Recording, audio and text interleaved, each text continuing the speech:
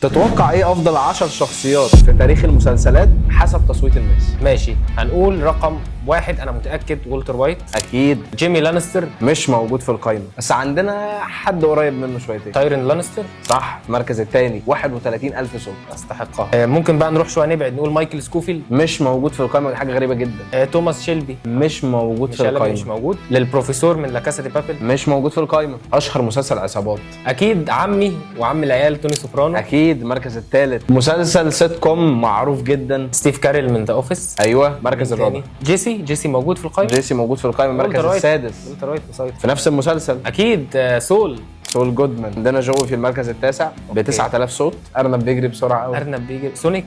لا سونيك. باجز باني. مش عارف باجز باني. طيب فاضل لنا شخصيه واحده، وهي شخصيه دوايت من دي اوفيس. اخذ 18000 صوت في المركز السابع. موقع اسمه رانكر. فاي حد بقى يعني مش عاجبه القائمه ممكن يبعت للشكاوي للموقع، يبعت لهم ايميل، لان احنا ملناش دعوه.